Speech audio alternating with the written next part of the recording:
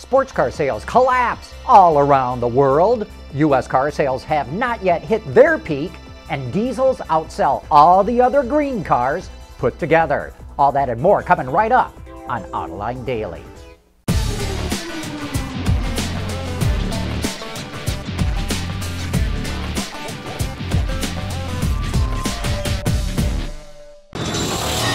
This is Autoline Daily for November 12th, 2014. GM's chief economist, the outspoken Mustafa Mahattaram, says that analysts who say that car sales have hit their peak in the American market are nuts. Mahattaram tells Wards that the population is higher, income is higher, and the vehicles are a lot better.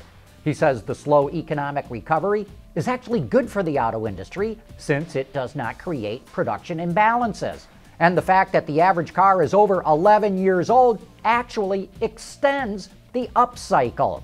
Mahattaram does not give out a forecast, but he says sales of 16.7 million will not be the peak.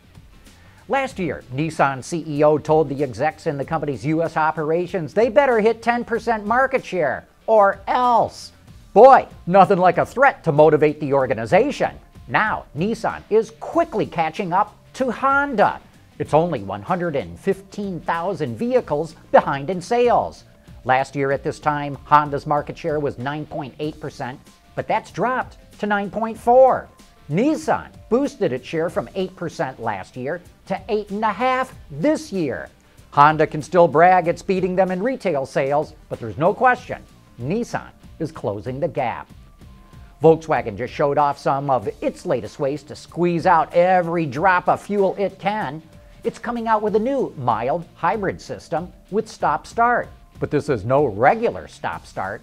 It'll shut the engine off at speeds under 7 kilometers an hour, that's about 4 miles per hour, before you even come to a full stop. It even has a coasting function that'll shut the engine off at higher speeds when you lift off the accelerator. VW will also introduce the first 10-speed DCT, but it isn't forgetting about performance.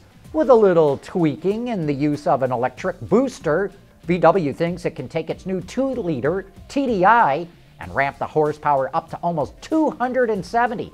That's about 30 more. On the inside of its cars, it will better integrate its infotainment systems, functions, work on connecting passengers to the online world, and will also include the first self-learning navigation system. Still to come, diesels lead the green car hit parade. We get a sneak peek at a hybrid scooter and why sports car sales are cratering all around the world. Autoline Daily is brought to you by Bridgestone, your journey, our passion, and by Dow Automotive Systems, improving durability and increasing design flexibility with Betamate structural adhesives at dowbetamate.com. Looks like Americans now prefer diesels over electrified cars. Earlier this year, we reported on how diesels outsold hybrids in the American market. Well, now that gap is growing. Last month, diesels outsold hybrids, plug-ins, and electrics combined. The first time that has ever happened. Diesel sales were up 9% last month, while electrified cars fell more than 7%. Funny how falling fuel prices are blamed for the drop in hybrid and plug-in sales, but have not affected diesel sales at all. Speaking of hybrids, here's a cool hybrid scooter that's being developed in the Detroit area. With its 1.6-gallon gas tank, it has a 180-mile hybrid driving range with a top speed of about 50 miles an hour. It also has an 18 to 20-mile EV range with a 20-mile-an-hour top speed in EV mode, thanks to its removable lithium-ion battery. It's being developed by a company called Autoline Corporation, and we'll give you more details as this project develops. Did you know that the sports car market collapsed after the Great Recession and will probably never come back? Hey, that's what BMW says. The sports car market is now about half the size of what it was before. BMW blames a drop in the car's role as a status symbol in North America and Europe. And of course, rich Chinese buyers would rather be chauffeured. And that is why BMW is teaming up with Toyota on a new mid-size sports car. because it allows them to split the cost in half. Coming up next, did you know that I personally am to blame for all of GM's problems?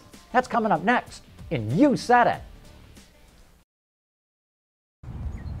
Here's one of the great things about the all-around performance of our Jeweler tires. Excellent traction. Do you need a ladder? Yes, I do. Okay. At Bridgestone, our passion for performance knows no bounds.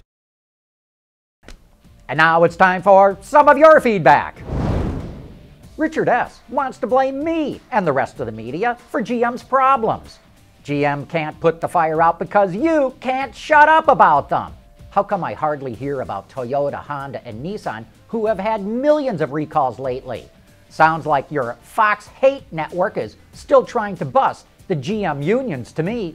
Yeah, I confess, I'm completely to blame for GM's ongoing fiasco. If not for me, the world would not know that GM tried to sweep this fiasco under the rug, that it hid design changes, that it dragged its feet in responding to investigators, that it fired people for ignoring the problem, that it caused numerous fatalities and injuries and faces billions of dollars in lawsuits and fines?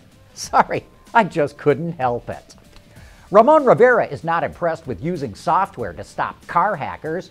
Solutions for car hacking are absurd, he says. They might work today, but hackers will eventually find a way.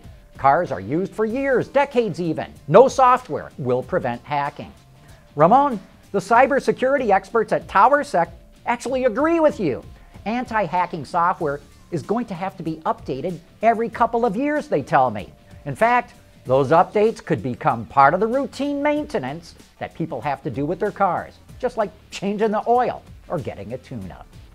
Phil kind of missed a point that I made. He says, I understand that a 25% tariff or chicken tax would keep lower-priced competitors out of the market, but I don't understand your leap of logic that says the tariff helps the domestics sell more premium, meaning high-priced pickups, out of the overall mix of pickups. I did not say that that helps them sell more premium pickups. I said the chicken tax helps the domestics get higher prices for their pickups. Look, if a flood of cheap imported pickups hit the U.S. market, you would definitely see prices come down for the F-150, the Silverado, and the Ram. Two Cross saw our report that the team players for Manchester United were not driving the Corvettes and Camaros that Chevrolet, the team sponsor, provided to them for free. He notes, perhaps the Manchester United players aren't driving the Camaros and Vets because they're left-hand drive. And you know, you could be right. Maybe the lads are afraid to drive around in cars with the steering wheel on the wrong side of the car. But that's why I said none of them can be true enthusiasts. Me, I would relish the challenge. Hey, thanks for all your comments and letters. We truly like getting them. And be sure to join us tomorrow night for Autoline After Hours. Join me and Gary Vasilash for some of the best insider insight in the business. And that wraps up today's report. Thanks for watching. Please join us again tomorrow.